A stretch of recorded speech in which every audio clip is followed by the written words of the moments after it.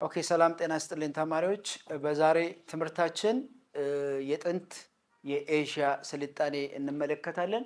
ሶ ኤንሺየንት ሲቪላይዜሽን ኦፍ ኤዥያ የሚለውን ሁለተኛ ፓርት እንመለከታለን። ሶ አት ዘ ኤንድ ኦፍ ዲስ ሌሰን ስቱደንት ዊል ቢ ኤብል ቱ ናው ኦር አንደርስታንድ አባውት ዲፍረንት ቲንግስ ፍሮም ዲስ። ዘ ፈርስት ዋን ኢዝ ምንድነው? ሜጀር አቺቭመንታቸው ምንድነው? ኤዥያዎች እነዛ የኤዥያ አህጉር አራት ስቴቶች ናቸው ስልጣኔ የጀመሩት። ከአራቱ እያንዳንዳቸው የራሳቸው የሆነ በተለያዩ ሴክተሮች ላይ ስልጣኔ ስታርት አድርጓሉ። ስለዚህ ሜጀር አቺቭመንታቸው ምንድን ነው የሚለውን ነገር እናያለን። ሁለተኛ ይሄ እነዚህን አቺቭመንቶች አናላይዝ እናደርጋለን። ምንድነው? ምን ማለት ነው? ለዛሬ ጠቅሞናል ወይስ አልጠቀመም? የጥንት ስልጣኔ ያኔ የተጀመረው ለዛሬ ቤዝሜንት ጠቅሞናል አልጠቅመም የሚለውን ነገር በደንብ አድርገን እናያለን። ሌላ ምንድነው ኤንሺየንት ሲቪላይዜሽን ቱዴይስ ሶሳይቲ ላይ ኢምፓክቱ ምን አይነት ኢምፓክት አለው? ፖዚቲቭ ነው ኦር ኔጌቲቭ ኢምፓክት አለው የኤንሺየንት ሲቪላይዜሽን። ኤንድ አናዘር ዋን የሰውን ልጅ ህይወት እንዴት አድርጎ ነው የቀየረው? ከዛ በፊት ሲቪላይዜሽን ከመጀመሩ በፊት ሰዎች በምን ኑሮ ይተዳደሩ ነበረ? ስልጣኔ ከተጀመረ በኋላስ ሰዎች በምን ይተዳደራሉ የሚለውን ነገር በደንብ አድርገን እናያለን። ሶ ኤዥያ ስልጣኔ ወይም የኤዥያ ሲቪላይዜሽን አራት እንደነገርኳችሁ አራት በተለያዩ ቦታዎች ላይ ጀምሯል። የመጀመሪያ ኤሪያ ሜሶፖታሚያ ነው። ሜሶፖታሚያ፣ ሁለተኛ ኢንዲያ፣ ሶስተኛ ቻይና፣ the last one is ፐርሺያ። እነዚህ አራቱም ስቴቶች ኤንሺየንት ሲቪላይዜሽን የጀመሩ ስቴቶች ናቸው። ከረንትሊ ኤዥያ ስቴት ዓለም ላይ በቆዳ ስፋትም አንደኛ ነው፣ በጣም ይታወቃል። ስለዚህ ከነዛ ኤዥያ ስቴቶች እነዚህ ደግሞ ግንባር ቀደም ናቸው፣ ቀደምት ስልጣኔ የጀመሩ ስቴቶች ናቸው። በምንድን ነው ስልጣኔያቸውን የጀመሩት የሚለውን ነገር እያንዳንዳቸውን ነገር እናያለን። ለምሳሌ በራይቲንግ ሲስተም ጀምረዋሉ። በገቨርንመንት ሩሊንግ ሲስተማቸው ሪሊጂናቸው ምን ይመስላል? ቴክኖሎጂ ኤንድ አርቲቴክቸራል አቺቭመንታቸው ምን ይመስላል? እያንዳንዳቸው በእነዚህ ጉዳዮች ላይ ሲቪላይዝድ ሆነዋሉ ማለት ነው። ኦኬ የመጀመሪያ ሜሶፖታሚያ ነው። ሜሶፖታሚያ ሶ ዘ ወርድ ሜሶፖታሚያ ሚንስ ግሪክ ወርድ ነው፣ የግሪክ ቋንቋ ነው። ሁለት የግሪክ ወርዶች ጥምረት ነው። ዛት ሚንስ ቢትዊን ሪቨር የሚለውን ትርጉም ይሰጣል ማለት ነው። ሜሶፖታሚያ ሚንስ ቢትዊን ሪቨር፣ በሁለት ወንዝ መካከል ላይ የሚገኝ ስቴት ነች ማለት ነው። ስለዚህ እነዚህ ሁለቱ ስቴቶች ሪቨሮች እነማን ናቸው? ጤግሬስ ኤንድ ኤፍራጥስ። ባይብሊካልም መጽሐፍ ቅዱስ ላይም ተጽፏል። ጤግሬስ እና ኤፍራጥስ መሀል ላይ አድርጎ ነው ሜሶፖታሚያ ስቴትን የያዙት። ዛሬ ይሄ ፎርመር ሜሶፖታሚያን ስቴት ነው፣ ግን የዛሬ ፕሬዘንት ዴይ ወይም ቱዴይስ እነማን ናቸው? ኢራቅ፣ ሲሪያ ኤንድ ሳውዘርን ተርኪ። ኢራቅ፣ ሲሪያ እና ሳውዘርን ተርኪ የዛሬ እነዚህ ቱርኮች፣ ሶሪያ፣ ኢራቅ ብለን የምንጠራቸው ሀገራት አንድ ላይ በመደመር የድሮ የሜሶፖታሚያ ስቴት ነው ማለት ነው። ኦኬ ስለዚህ ቲዮሪው ምን ይመስላል? ስልጣኔው ሲጀምር ቲዮሪው ምን ይመስላል? ሶ ለመጀመሪያ ጊዜ የሜሶፖታሚያ ሲቪላይዜሽን ሲጀምር የነበሩ ሰዎች ፒፕሉ ምን ተብሎ ይጠራል? ሱሜሪያንስ ወዝ ዘ ፒፕል ኦፍ ሜሶፖታሚያ። እነዚህ ሰዎች ናቸው የሜሶፖታሚያ ስልጣኔ የጀመሩት። ሶ እነዚህ ሱሜሪያንስ በዓለም ለመጀመሪያ ጊዜ ሲቲ የሚባለውን ነገር፣ ከተማ የሚባለውን ነገር ለዓለም ያስተዋውቁ ናቸው ማለት። ፎር ዘ ፈርስት ታይም ኢን ዘ ወርልድ they built the first city። የመጀመሪያ ከተማ ዓለም ላይ የገነቡት ሱሜሪያዎች ናቸው።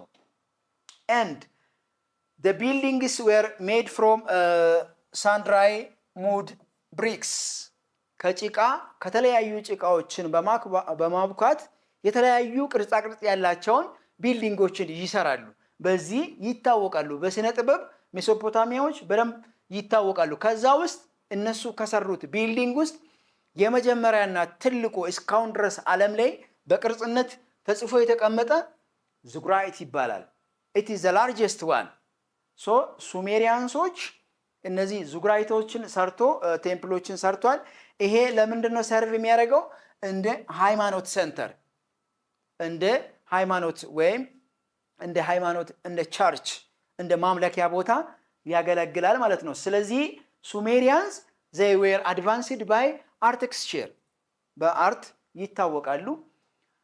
another point their soils should become fertile very fertile መሬታቸው ፈርታይል ነው because በኤፍራጥስ እና በጤግሬስ ወንዝ መካከል ስለሚገኙ ከዛ ወንዝ እንደፈለጉት ውሃ ስለሚያገኙ መሬታቸው ፈርታይል ነው።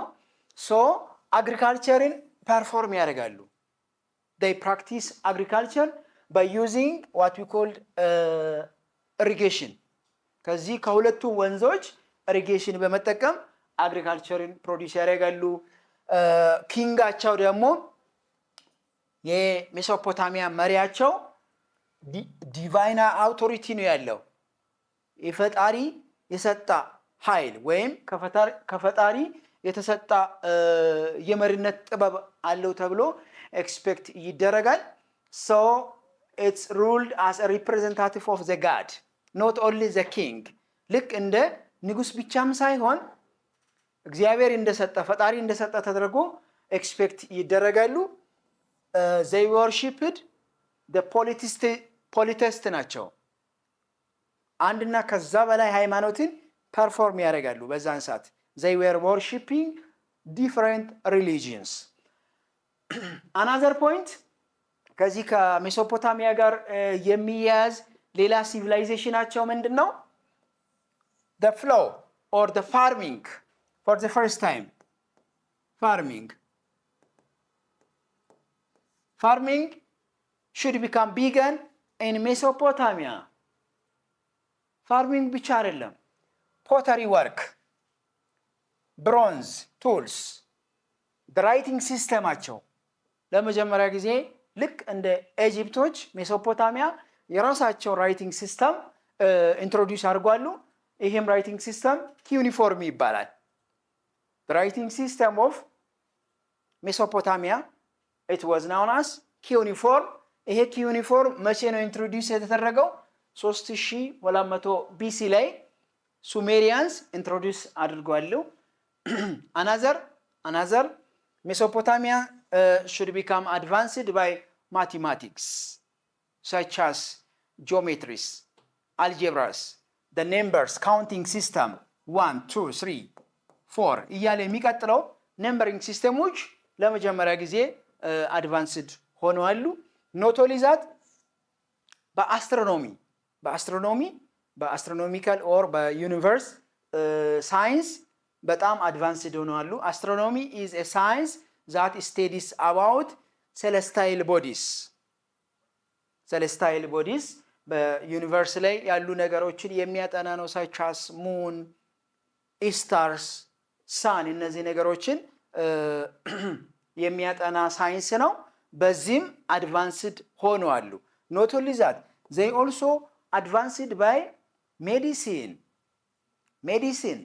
በሜዲሲን አድቫንስድ ሆነዋል በሜዲሲን and metal work just like as Nubians ልክ እንደ ኑቢያ እነዚህ ሜሶፖታሚያዎች በእነዚህ ዘርፎች በሙሉ ኤንሽንት ታይም ላይ አድቫንስድ ሆነዋል ማለት ነው። so ይሄ ሲቪላይዜሽን ኤንሽንት ሲቪላይዜሽን እስከ 500 ኤዲ ድረስ ነው የቀጠለው። እስከዚህ ድረስ የነበረው ፔሪየድ ኤንሽንት ሲቪላይዜሽን ነው የሚባለው። ከዛ ከ500 በኋላ የነበረው ሜዲቫል ነው የሚባለው። ሜዲቫል ፔሪየድ እስከ 1476 ኤዲ ድረስ ይሄዳል። ከዛ በኋላ ያለው ደግሞ ሞደርን ፔሪየድ ላይ ነው እስከ ዛሬ ድረስ የነበረው ማለት ነው። ሶ ሜሶፖታሚያዎች በእነዚህ ሴክተሮች አድቫንስድ ሆነዋል። ይሄ ምንድነው የሜሶፖታሚያን በምስሉ የምትመለከቱት ስዕል የሜሶፖታሚያ ምንድነው አርቴክስቹዋል ጥበብ ነው። የእጅ ስነ ጥበባቸው ነው። እንዴት አድርገው ቅርጻ ቅርጾችን መስራት እንደሚችሉ የሚያሳይ ነው። ቶፕ ሊደሮች ይኖራሉ። ከዛ መሃል ላይ ደግሞ ሲቲ አለ፣ ስቶሬጆች ሩሞች አሉ። ይሄ ሩሞች አሉ።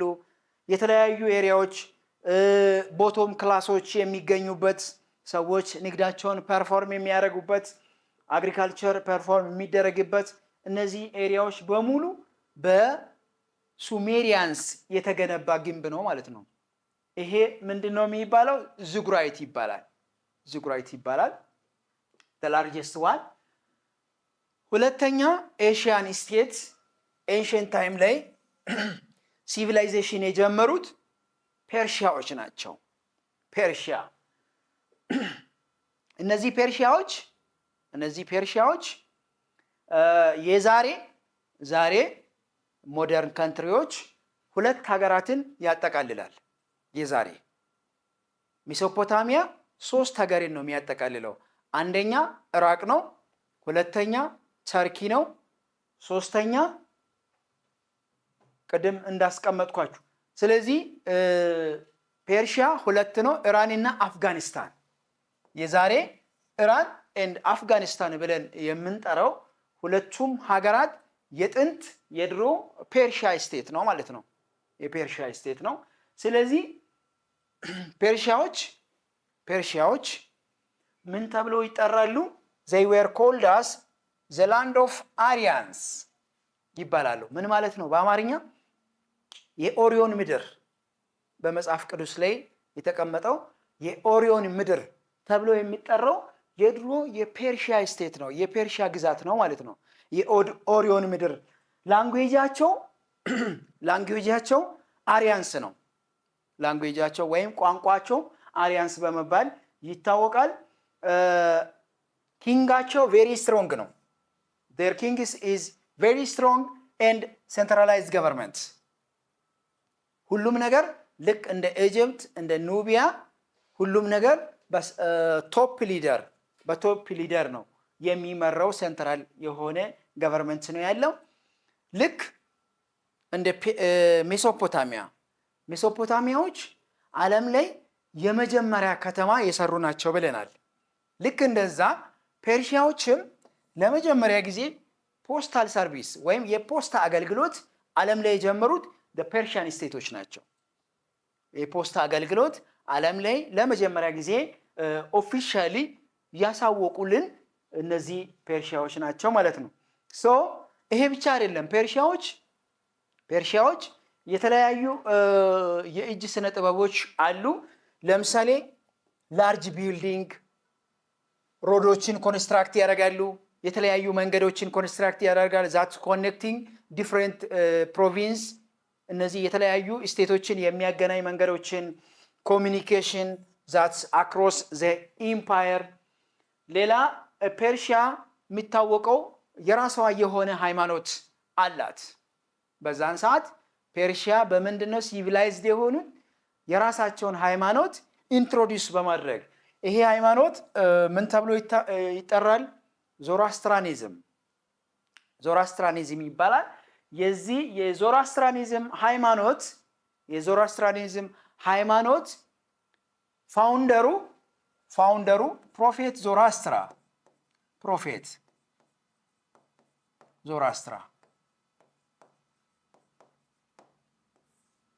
ዞራስትራ ይባላል። the founder of Zoroastrianism። ሪሊጅናቸው ይሄን ይመስላል። ሌላ ቶሌራንስ አላቸው ቢትዊን ፒፕልስ ኢን ዘ ኢምፓየር። ቶሌሬት ይደራረጋሉ። የተለያዩ ሰዎች አብሮ ሲኖሩ የተለያዩ የሚያለያይ ጉዳይ ሊኖር ይችላል፣ ነገር ግን በቶሌሬሽን ያልፋሉ ማለት ነው። who was the founder of this Persian empire የሚለውን ነገር ማወቅ ያስፈልጋል። ማን ነው ለመጀመሪያ ጊዜ ፐርሺያ ግዛት የሚባለው? ለምሳሌ ዓለም ላይ የሮም ግዛት፣ የኦቶማን ግዛት እንደሚባል ሁላ የፐርሺያ ግዛት በማን ነው የተመሰረተው? ፋውንደሩ ሳይረስ ዘ ግሬት ይባላል። the founder of this Persian empire ሳይረስ ዘ ግሬት ይባላል። የዳሪዮስ ልጅ ነው። ቄሮስ ታላቁ ቄሮስ በመባል በአማርኛ ይታወቃል። የዳሪዮስ ልጅ ነው። ምንድነው ያደረገው? የፐርሺያን ኢምፓየርን ፋውንድ ያደረገ ነው። ስለዚህ ይሄ ፐርሺያን ኢምፓየር እንዴት ቢልድ እንደተደረገ ይሄ ሲሉ ላይ የምትመለከቱት የፐርሺያን ኢምፓየርን ያመላክታል። ይሄ ቶፕ ላይ ከላይ እዚህ ጋር የምትመለከቱት ሴንትራል ገቨርንመንት ኪንጋቸው የሚቀመጥበት ቦታ ነው። ከዛ ሪሊጂናቸው እዚህ ጋር ነው ፐርፎርም የሚደረገው ወርሺፕ የሚያደርጉት። ከዛ ታች ላይ ደግሞ የተለያዩ የጦር መሪዎች ይገኛሉ። እንደዚህ አድርጎ የመጀመሪያ የራሳቸውን ኢምፓየር ቢውልድ አድርጓሉ ማለት ነው። ሶ ይሄ በአጭሩ ምንድነው የፐርሺያን ኢምፓየር የሚገልጽ ምስል ነው። እስካሁን በተማራችሁት ትምህርት በደንብ አንደርስታንድ እንዳደረጋችሁ ተስፋ እናደርጋለን። ማንኛውም ጥያቄና ኮሜንት ካላችሁ በኮሜንት ሴክሽን ላይ አስቀምጡልን። ለዛሬ በጣም እናመሰግናለን። በሚቀጥለው እስከምንገናኝ ደህና ሆኖልን